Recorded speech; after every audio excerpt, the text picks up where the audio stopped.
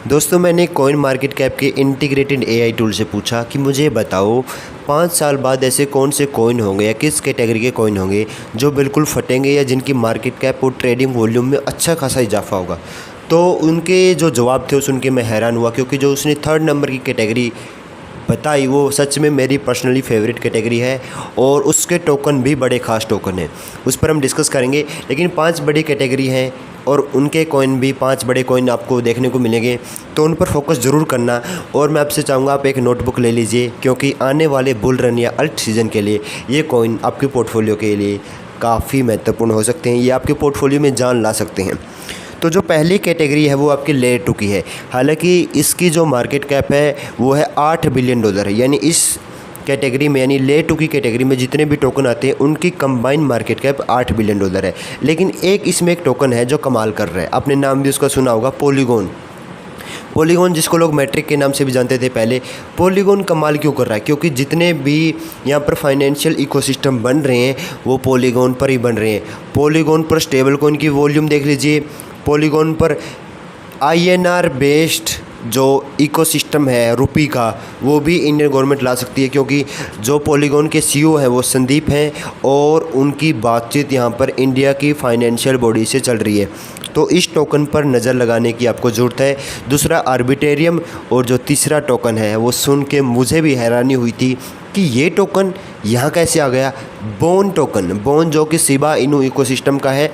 Bone सिबेरियम पर बना, यानी सिबेरियम जो लेयर 2 है उस पर बना हुआ टोकन है। बोन की यूटिलिटी क्या है कि जितने भी बोन की ट्रांजैक्शन फ़ी जमा होती है उसको शिबा इनू को बर्न करने में इस्तेमाल किया जाता है। ये 3 टोकन मैंने आपको बताए, आर्बिट्रेरियम, पॉलीगॉन और बोन टोकन। ये खास टोकन है क्योंकि थोड़े पॉपुलर हैं, मार्केट में चर्चा में रहते हैं और AI ने भी इन्हीं 3 टोकन का यहाँ पर जिक्र किया है। बाकी इनकी कंबाइंड मार्केट कैप $8 बिलियन, ये कम है मैं मानता हूँ, लेकिन यूटिलिटी बेस्ड टोकन है अच्छे खासे, खासकर पॉलीगॉन। और इनकी मार्केट कैप में 15% का कंबाइंड इजाफा भी हुआ है पिछले 24 घंटों में। जो दूसरी कैटेगरी आती है वो आती है स्टेबल कॉइन की। तीसरी कैटेगरी खास है, याद रखना, और उसके बाद आने वाली चौथी, 5वीं तो क्या पता आपको खास लगे, लेकिन तीसरी मेरी पर्सनली खुद की खास है, स्टेबल कॉइन। अब लोग स्टेबल कॉइन सुन के समझते हैं कि स्टेबल कॉइन से भला कोई कैसे पैसे कमा सकता है, क्योंकि एक USDT या USDC की वैल्यू तो फिक्स रहती है, तो फिर भला वहाँ से कैसे कमाई होगी। वही तो APY, एनुअल परसेंटेज यील्ड, आपको एक्सचेंज देता है। बाइनेंस, बाइबिट, कुकॉइन ये क्या करते हैं, अगर आप इनके एक्सचेंज पे 100 USDT को लॉक करते हैं तो यहाँ पर 1 साल बाद आपको APY मिलता है। APY एक तरीके से जैसे आप बैंक में पैसा रखते हो सेविंग अकाउंट में, जो 3 से 4% का आपको इंटरेस्ट मिलता है, उसी प्रकार से क्रिप्टो में भी आपको USDT पर इंटरेस्ट मिलता है। और इसी पर यहाँ पर थोड़ा मुद्दा क्लैरिटी पर भी अड़ा हुआ है, क्योंकि बैंक आपको स्टेबल कॉइन पर इंटरेस्ट नहीं देना चाहते। मैं उस पर नहीं जाना चाहूँगा, लेकिन यहाँ क्या होता है क्रिप्टो में, वहाँ पर आपको इंटरेस्ट मिलता है 3 से 4% का, लेकिन यहाँ पर इंटरेस्ट हायर मिल सकता है। डिपेंड अपॉन स्टेबल कॉइन की डिमांड कितनी है। अगर डिमांड ज़्यादा है और सप्लाई कम रहेगी मार्केट में और आपने कर दिया लॉक, तो आपको वहाँ पर APY ज़्यादा मिल सकता है। APY माफ़ कीजिएगा, APY यानी कुल मिला के आपको इंटरेस्ट ज़्यादा मिलेगा, हायर जा सकता है। लेकिन अगर मार्केट में डिमांड कम हुई और फिर आपको वहाँ पर दिक्कत हो सकती है, ये गिर भी सकता है। यानी हाई रिस्क हाई रिवार्ड, लेकिन वहाँ क्या रहता है, लो रिस्क और लो रिवार्ड, जो आप बैंक में यहाँ पर जमा करते हो। तो कुल मिला के ये है। लेकिन लोग पूछते हैं कि इतना इंटरेस्ट रेट कैसे दे सकते हैं, तो मुझे एक ही कारण लगा इसका, वो ये कि लेवरेज ट्रेडिंग। लोग लेवरेज ट्रेडिंग करते हैं तो एक्सचेंज पैसा कहाँ से लाते हैं, जितने भी लोग लॉक करते हैं अपने USDT, उन्हीं का पैसा यहाँ पर दूसरे ट्रेडर को एज ए लोन के रूप में दिया जाता है और फिर आपको यहाँ पर हाई APY यहाँ पर मिलता है। तो कुल मिला के रिस्क है यहाँ से। इस कैटेगरी से अगर पैसा कमाना है तो पेशेंस चाहिए और रिस्क भी लेकर चलना पड़ेगा। ये कैटेगरी ग्रो करेगी क्योंकि अभी इसकी मार्केट कैप जहां मुझे पता चली $320 बिलियन की मार्केट कैप है। यहाँ पर मैंने यहाँ पर डाटा लिख रखे, इसलिए मैं यहाँ बार बार नीचे देख रहा हूँ, क्योंकि काफ़ी रिसर्च करनी पड़ती है आपके लिए, काफ़ी अच्छे से डेप्थ में जाना पड़ता है इन कॉइन को समझने के लिए। और जो 3rd वाली कैटेगरी है, क्या उस पर चला जाए, वो मेरी खास कैटेगरी है। RWA रियल वर्ल्ड एसेट और टोकनाइजेशन की कैटेगरी। पिछले एक सप्ताह से जब भी वीडियो बन रही है तब इस कैटेगरी के टोकन का नाम आ रहा है। क्यों आ रहा है? क्योंकि ब्लैक रॉक भी बोल चुका है टोकनाइजेशन का मार्केट 2030 तक $16 ट्रिलियन का हो जाएगा।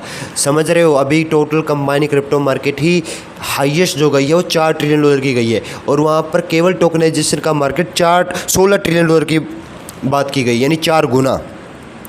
तब अब ये सवाल आता है कि अभी इसकी मार्केट कैप कितनी है? अभी इसकी मार्केट कैप है $35 बिलियन। और कौन से ऐसे खास टोकन इसमें आते हैं जिन पर आप नज़र बना सकते हो? पता है इसमें क्या है? एक ऐसा टोकन जिसका नाम सुनकर मुझे हैरानी हुई थी, बेबी डोज कॉइन। देखो, मैं खुद से नहीं बोल रहा हूँ, कौन मार्केट कैप से मैंने देखा था। तो baby dose coin real world asset में आता है। आज तक मुझे यही नहीं पता चला इस कॉइन की यूटिलिटी क्या है, लेकिन RWA में आता है। और वहीं पर फ्लोकिनो जो RWA में काम कर रहा है उसको कॉइन मार्केट कैप ने उस कैटेगरी में डाला हुआ नहीं है। मुझे ये पता है कि RWA और टोकनाइजेशन में फ्लोकिनो काम कर रहा है, लेकिन उसको उस कैटेगरी में डाला नहीं गया। बेबी डोज कॉइन को डाला गया है। पता नहीं भाई सब क्या चल रहा है, शायद ये कोई ग्लिच भी हो सकता है। बाकी मैं वेरीफाई कर लूँगा उनकी टीम से बात करके। हाँ, इसमें एक टोकन है ओंडो और एक है हबार। ये 2 खास कॉइन है, ये प्रचलित भी है और काफ़ी लोग इनकी बात करते रहते हैं। हबार क्यों फेमस है? क्योंकि हबार का भी हाल फिलहाल थोड़े टाइम पहले ETF आया था, बिटकॉइन, इथेरियम, सोलाना, हबार, इनके ETF। और हबार का ETF बड़ी बड़ी जो इंस्टीट्यूशनल फंड होते हैं वो कोशिश करते हैं कि हबार का ETF लाया जाए। मुझे नहीं पता क्यों करते हैं, लेकिन करते हैं भाई साहब। इसकी यूटिलिटी को अगर और डिटेल में जानना कि हबार या ओंडो की क्या यूटिलिटी है और बेबी डोज कॉइन की भी कुछ यूटिलिटी है, क्योंकि फ्लोकिनो की तो यूटिलिटी है, मैं बता सकता हूँ। रोबोट बनाने में, ट्रेडिंग बोट बनाने में और भी काफ़ी जगह काम आ रहा है। लेकिन इन 3 टोकन की यूटिलिटी क्या है मुझे नहीं पता। अगर आप चाहते हो इस पर मैं सेपरेट वीडियो भी बना दूंगा, बाकी टेलीग्राम पर जुड़ जाना। और जो 4th और 5th कैटेगरी है जिसका जिक्र कॉइन मार्केट कैप के AI टूल ने किया है वो आपके DeFi है। DeFi से लोगों का मुझे लग रहा है अभी विश्वास उठ रहा है। मुझे नहीं पता लास्ट टाइम कब यहाँ पर DeFi हैक हुआ था, लेकिन हुआ तो था। अभी लग रहा है 1-2 महीने पहले ही हैक हुआ था। और DeFi प्रोटोकॉल काफ़ी ज़्यादा हैक हो रहे हैं, इसलिए लोग यहाँ से पैसा निकाल रहे हैं। लोग ये भी बोल रहे हैं कि इससे अच्छा तो बैंक में रख दें भाई साहब, DeFi में पैसा क्यों रखना? क्योंकि DeFi हद से ज़्यादा हैक हो रहे हैं। पता नहीं इनका सिक्योरिटी लेवल, सिक्योरिटी प्रोटोकॉल कहाँ पर क्या मिसिंग चीज़ है, लेकिन ये यहाँ पर हैक हो रही है। और जो 5th वाली कैटेगरी है वो सच में एक रिवोल्यूशनरी कैटेगरी है, यानी परिवर्तन जो बोलते परिवर्तन ही संसार का नियम है, वो उस कैटेगरी पर बेस्ड है। ये है ऑन चेन गेमिंग और सोशल मीडिया। जो अभी का सोशल मीडिया है वो है Web 2 का सोशल मीडिया, लेकिन आने वाला जो सोशल मीडिया होगा वो आपका Web 3 का सोशल मीडिया होगा।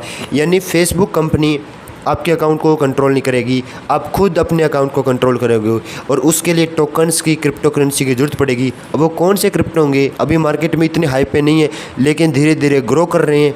मैं कोशिश करूँगा उन टोकन के बारे में भी और डेप्थ में जाना, लेकिन जो मैंने आपको डिस्कस किया है आज, मैं यही उम्मीद करूँगा आपने नोटबुक में नोट कर लिया होगा, क्योंकि ये कैटेगरी काफ़ी खास थी और कॉइन मार्केट कैप के AI टूल ने इनको प्रेडिक्ट किया। बाकी कोई फाइनेंशियल एडवाइस नहीं है। और अगर आप जानने चाहते हैं कि बुल रन कब आएगा, अगला बुल रन, तो इस वीडियो पर क्लिक करके देख लेना। इस वीडियो से आपको पता चलेगा कि एग्जैक्टली बुल रन कब आने वाला है। मिलते हैं अगले वीडियो में। धन्यवाद।